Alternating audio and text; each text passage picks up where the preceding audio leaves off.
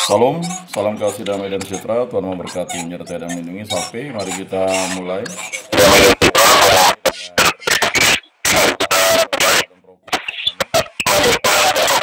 kami bersyukur di hadirat-Mu karya agung mula yang menyatukan kami di Google Meet ini. Semoga kami dapat baik membuat makalah dengan baik, dan makalah ini berguna bagi dan kami mengetahui sejarah para misionaris yang hadir di Indonesia, dan terutama kami menulis makalah ini membuat tulisan catatan tentang karya kewartaan yang telah dilakukan di paroki-paroki yang ada di kota dan di Kuburaya. Tuhan kami Yesus Kristus yang hidup dan Raja kini sepanjang segala masa. Amin. Bapa, Putra dan Roh Kudus. Amin. Baik, tolong di-mute-kan dulu.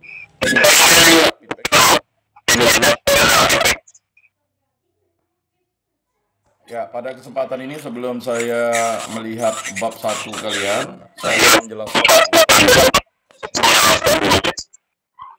tentang bagaimana membuat masalah dalam makalah.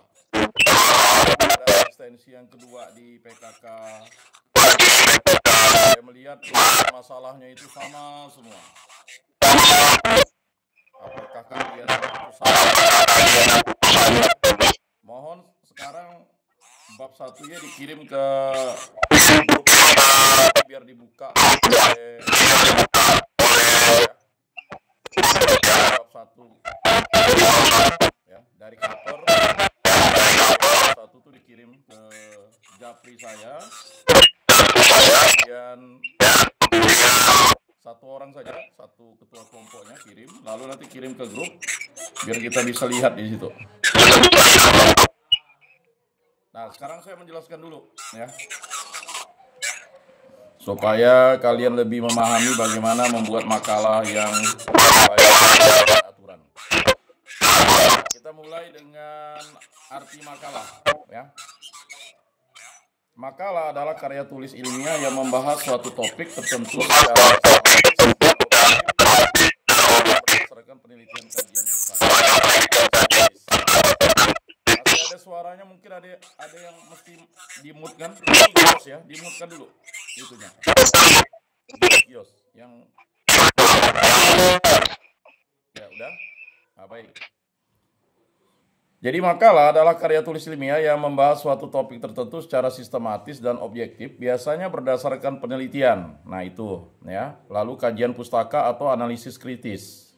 Jadi jelas ya, saya ulangi lagi, makalah itu adalah karya tulis ilmiah ya, yang membahas suatu topik tertentu secara sistematis dan objektif, biasanya berdasarkan penelitian, kajian pustaka atau analisis kritis.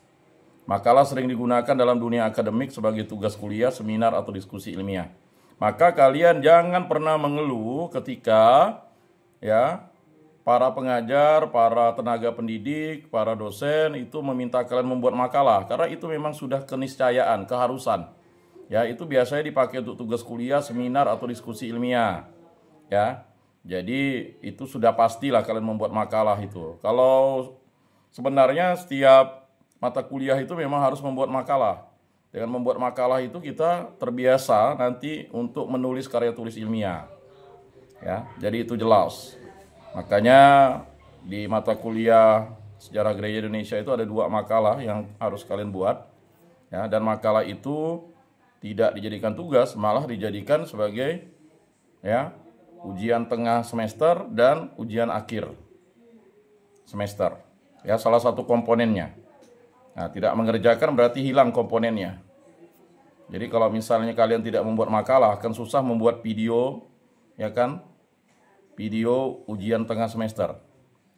Jadi dari 30 itu nilainya, dia ada 10, itu berarti komponennya itu ada 33% itu, ya. Jadi total 66% itu bisa hilang nilai kalian kalau tidak membuat. Begitu juga nanti di ya makalah pribadi yang akan dibuat ya pada saat ujian akhir semester. Nah, ciri-ciri makalah yang pertama, struktur sistematis. Biasanya terdiri dari pendahuluan, pembahasan, dan kesimpulan. Itu saja dia. Ya. Pendahuluan, pembahasan, dan kesimpulan. Ya. biasanya ada saran itu bisa dimasukkan, tetapi ya pendahuluan, pembahasan dan kesimpulan itu ya. Jadi ada bab 1, bab 2, bab 3 ya, kesimpulan dan saran ya. Mengapa perlu? Karena nanti orang akan meneliti makalah itu dan memperbaikinya lagi jika ada kekeliruan. Jadi makalah itu ketika kita membuat sudah menjadi referensi bagi makalah selanjutnya akan dibuat oleh ya mahasiswa atau masyarakat atau orang lain yang akan membuat makalah yang topiknya sama seperti kita buat. Maka kita membuatnya jangan sampai terdapat kekeliruan. Itu tadi ciri-ciri makalah yang pertama. Yang kedua, bersifat ilmiah. Menggunakan bahasa baku dan berdasarkan referensi yang dapat dipertanggungjawabkan. Jadi ejaan yang disempurnakan ya. Jadi kalau kita membuat sesuatu itu harus berdasarkan ya tata bahasa atau SPOK yang baik. Subjek, predikat, objek, dan keterangan. Jadi kalau membuat makalah itu harus sesuai dengan SPOK. Nah, kalian belajar SPOK itu mulai dari SD, SMP, SMA itu.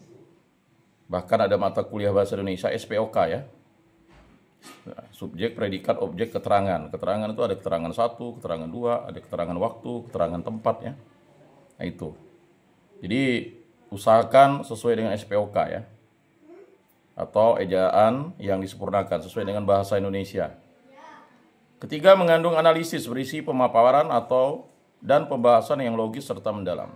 Jadi ada pemaparannya nanti ya, dan pembahasan yang logis serta mendalam. Maka perlu yang namanya kalian pergi wawancara dan observasi. Selanjutnya yang keempat, menggunakan sumber referensi. Nah ini penting, mengutip buku, jurnal atau penelitian yang relevan. Maka saya katakan ya referensinya itu minimal 10 atau daftar pustakanya yang harus dicantumkan. Nah nanti dapat dari mana? Sekarang sangat terbuka ya, kita tidak perlu terlalu banyak ke perpustakaan. Tapi wajib ke perpustakaan, kita bisa mencari referensi di situ karena ada yang pasti sudah menulis skripsi-skripsinya, bahkan tesisnya itu mengenai objek yang ditelitinya atau sejarah gereja yang berkenaan. Jadi makalah itu bersifat deskriptif ya, analisis atau argumentatif tergantung pada tujuan penulisannya. Nah jadi itu jelas.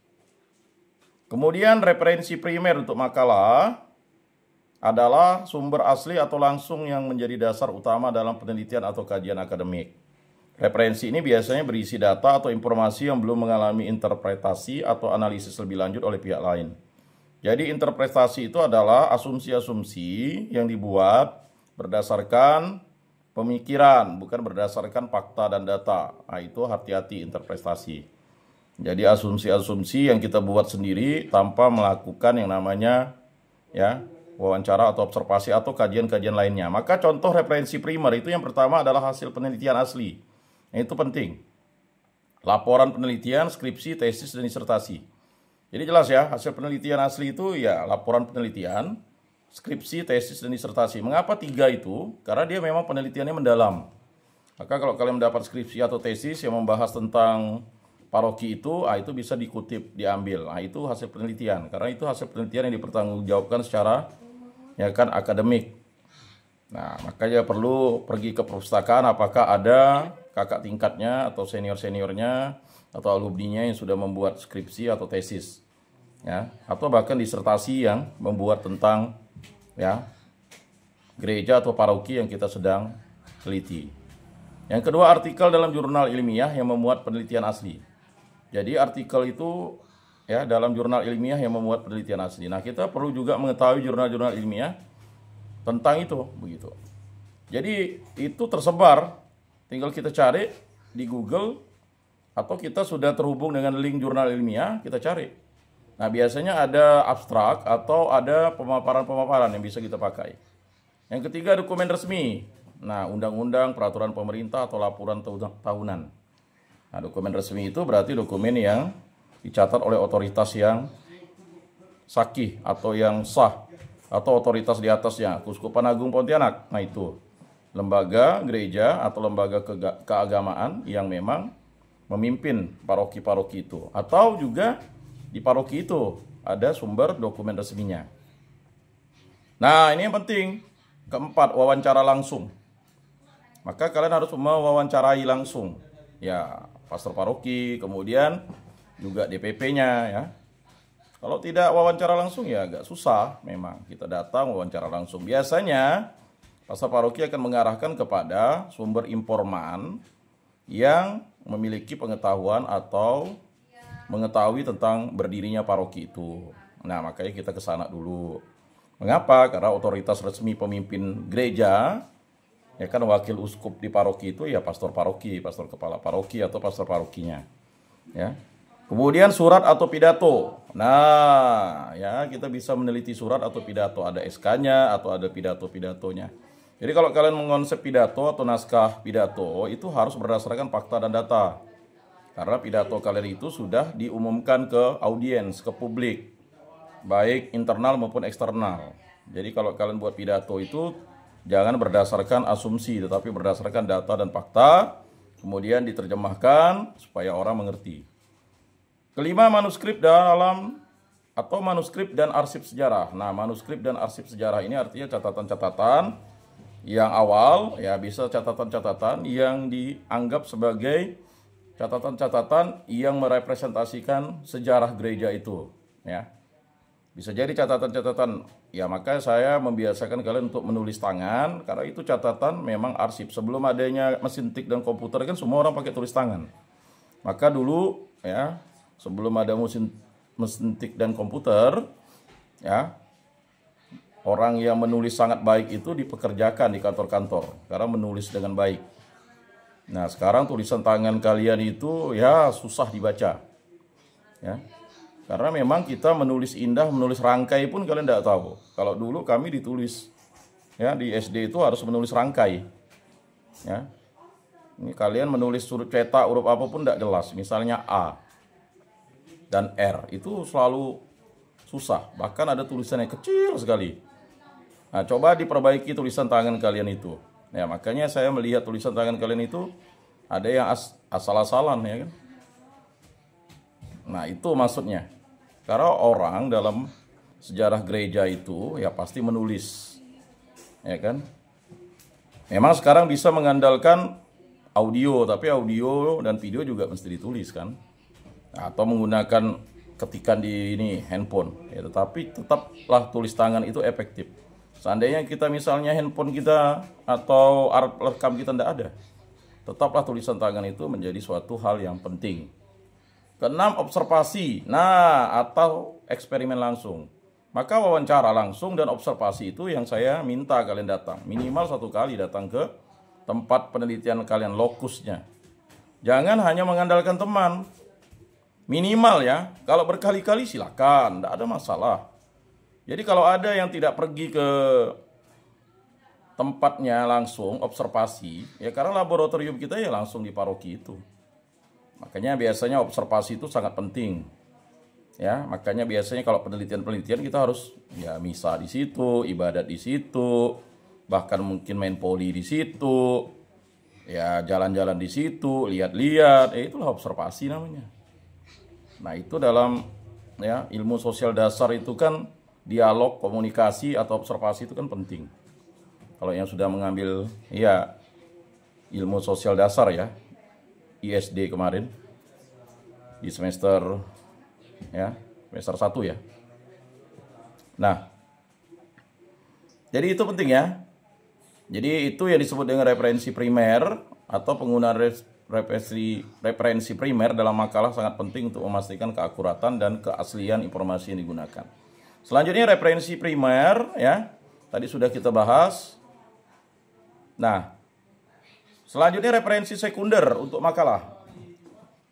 Referensi sekunder untuk makalah adalah sumber yang mengutip, menganalisis atau menafsirkan informasi dari referensi primer. Nah, itu sudah mengutip, menganalisis dan menafsirkan.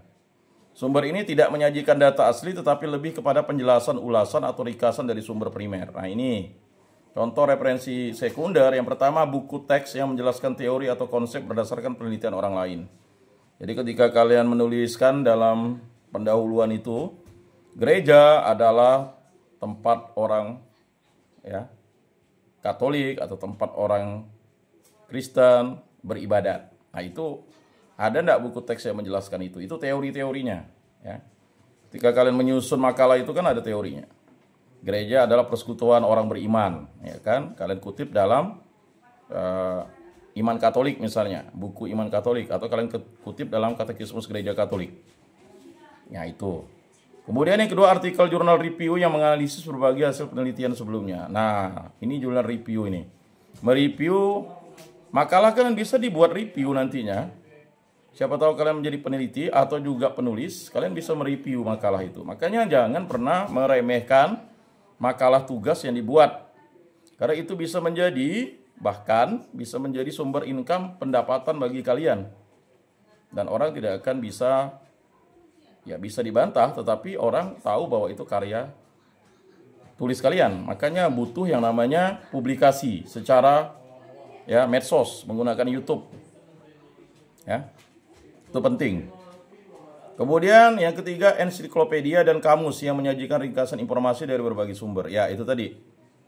Ya, menjelaskan arti kata misalnya, ya kan, yurisdiksi itu apa dan paroki itu apa ya.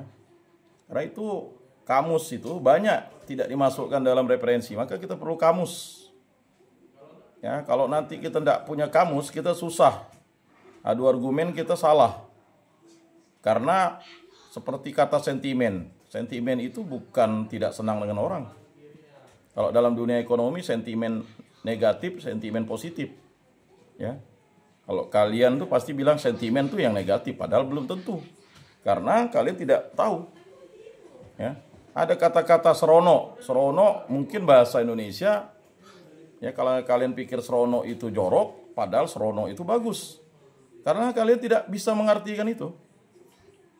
Ya, seperti kata bau, bau itu kan menjadi menyusut katanya. Bau itu ya sesuatu yang bau, padahal bau itu sebenarnya padanan kata aroma, bau wangi, ya kan, bau harum, ya. Tapi bau sekarang ya pasti bau-bau yang kira-kira ya kotor, yang busuk, ya kan. Padahal bau itu aroma, aroma itu bisa aroma busuk, aroma wangi kan. Tapi kalau kalian bilang aroma, ya beda, lebih positif ya. Kemudian yang 4, laporan tinjauan literatur yang merangkum dan membahas hasil penelitian lain. Nah, ini penting kalau kita sebagai mahasiswa untuk mengkaji itu ya. Yang 5, artikel di surat kabar atau majalah yang melaporkan hasil penelitian tanpa melakukan penelitian langsung. Ya, artikel dan dari surat kabar atau majalah itu penting. Kalau misalnya ada majalah hidup yang membahas tentang paroki itu, karena atau majalah duta ya, di keuskupan itu ada majalah duta. Walaupun terbitannya lama itu tidak masalah, karena sudah diterbitkan dan menjadi ya karya publik ya. Saya minta dibuka kameranya ya. Yang tidak membuka kamera ini saya tidak tahu apakah tidur-tidur, baring-baring, nonton-nonton kan. Kemudian dokumen atau makalah akademik yang mengutip sumber primer. Nah, itu tadi tuh, makalah akademik. Karena kakak tingkatnya ada membuat makalah akademik sebelumnya yang sudah saya ya sampaikan kepada kalian bahwa semester ya 4 atau sekarang semester 6 itu dulu pernah ngambil mata kuliah saya lupa di PKK berapa ya. Itu. Ya. Kemudian referensi sekunder berguna dalam makalah sebagai bahan tambahan untuk memperkuat argumen dan memberikan konteks, tetapi tetap perlu didukung oleh referensi primer untuk memastikan keakuratan informasi. Ya, referensi sekunder itu ya perlu referensi primer. Selanjutnya ya, kalau kita lihat tadi itu, kita sudah paham dengan arti makalah, ya kan? Nah, makalah itu dibuat dengan metode apa? Ya, makalah itu dibuat dengan metode tertentu tergantung pada jenis dan tujuan penulisannya. Secara umum, metode yang digunakan dalam pembuatan makalah dapat mencakup. Yang pertama, metode deskriptif ya. Digunakan untuk menggambarkan atau menjelaskan suatu fenomena berdasarkan data yang telah dikumpulkan. Nah, itu contoh makalah yang membahas sejarah, maka metode deskriptif yang kalian pakai ya.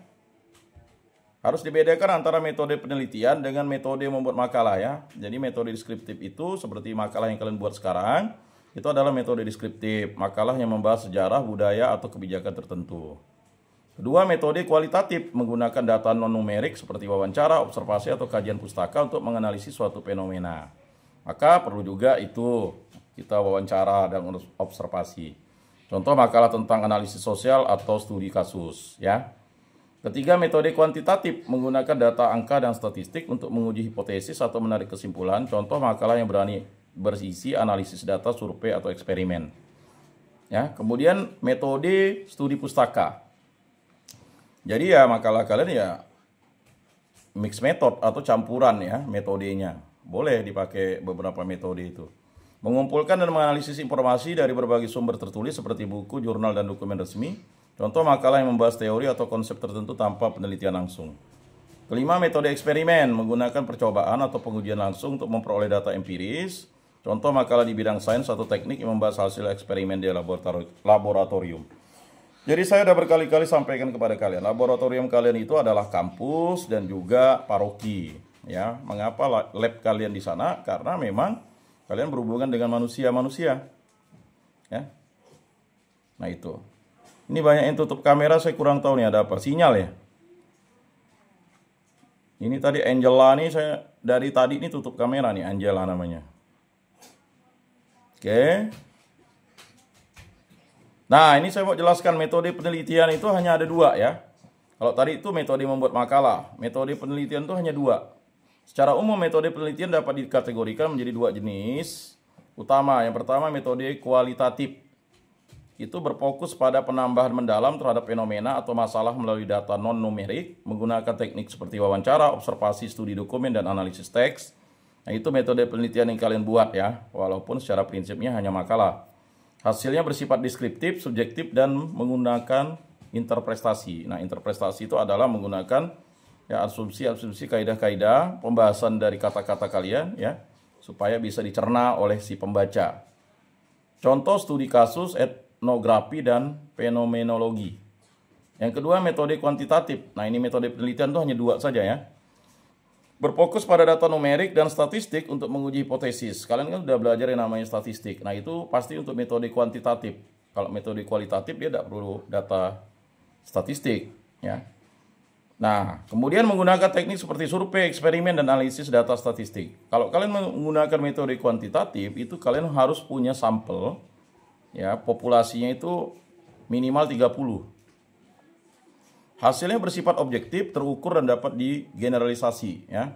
Contoh survei kuantitatif, eksperimen laboratorium, dan analisis regrensi. Jadi kalau yang sifatnya kuantitatif itu ya seperti itu. Selain kedua metode ini ada juga metode campuran mixed methods yang menggabungkan unsur kualitatif dan kuantitatif untuk mendapatkan pemahaman yang lebih komprehensif. Ya, ini sebenarnya metode kualitatif dulu, lalu studi ukurnya itu metode kuantitatif. Ya, namanya mixed method, tapi sebenarnya ya hanya dua metode penelitian saja. Nah, sekarang saya mau ya, ini Angela nih dari tadi tidak buka kamera nih. Tolong ditanya oleh ketua kelasnya ya. Apakah tidur, bobo, atau gimana? Ya. Ini Angela siapa nih? Angela Perusi kan namanya. Nah, sekarang saya mau menjelaskan arti dari subjektif dan arti dari objektif dari hasil penelitian ya. Arti subjektif dan objektif dalam hasil penelitian. Yang pertama, subjektif. Hasil penelitian subjektif dipengaruhi oleh pandangan, pengalaman, dan interpretasi peneliti. Biasanya ditemukan dalam penelitian kualitatif yang mengadakan observasi, wawancara, dan analisis teks. Nah, ini dia yang kalian buat subjektif. Tidak selalu dapat diukur dengan angka, tetapi lebih pada pemahaman mendalam terhadap suatu fenomena. Contohnya studi kasus tentang pengalaman seseorang dalam menghadapi suatu masalah sosial, dan sebagainya. Kedua, objektif. Hasil penelitian objektif didasarkan pada fakta dan data yang dapat diukur serta diuji kebenarannya secara ilmiah. Nah, makanya penilaian kalian itu objektif, bukan subjektif. Kalau subjektif itu berdasarkan hanya asumsi, interpretasi. Tetapi kalau kalian mendapat nilai itu objektif, karena terukur, ya kan ada nilai-nilainya. Biasanya digunakan dalam penelitian kuantitatif yang menggunakan angka dan statistik, bebas dari opini atau interpretasi pribadi peneliti. Jadi kalau kalian nanti mendapat nilai, misalnya kan mata kuliahnya dapat nilai A, ya objektif, karena diukur berdasarkan kehadiran, berdasarkan tugas, berdasarkan ujian tengah, berdasarkan ujian akhir. Jadi itu namanya objektif. Ya. Kemudian hasil survei tentang kepuasan pelanggan yang dianalisis menggunakan statistik itu contohnya. Jadi singkatnya, subjektif lebih bersifat interpretatif dan bergantung pada perspektif, sedangkan objektif berbasis fakta dan data yang dapat diverifikasi. Nah, sekarang saya mau sampaikan ya. Dalam paragraf itu ya.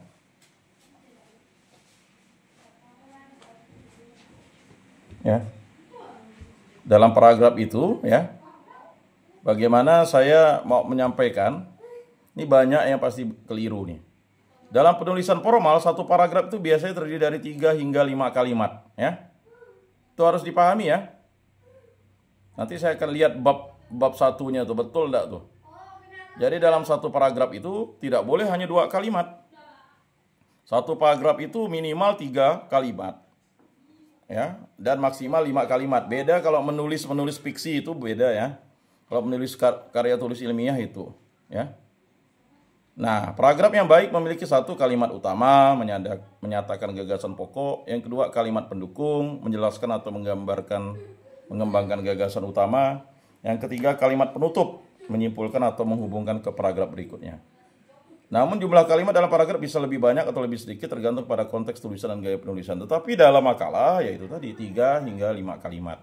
Jadi kalau 1 kalimat itu 1 paragraf itu tidak masuk akal, itu bukan paragraf. Jadi 1 paragraf itu 3 kalimat. Ya. Nah, itu. Selanjutnya ya.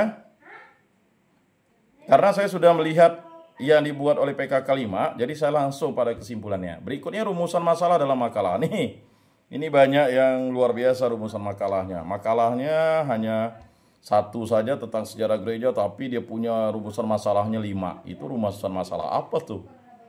Ya, rumusan masalah dalam makalah berfungsi untuk merumuskan pertanyaan-pertanyaan yang akan dijawab dalam pembahasan. Rumusan masalah harus jelas, spesifik, dan relevan dengan tema makalah. Biasanya rumusan masalah berbentuk pertanyaan dan mengarah pada tujuan penelitian atau kajian dalam makalah. Ciri-ciri rumusan masalah yang baik, yang pertama jelas dan spesifik, tidak terlalu luas atau terlalu umum.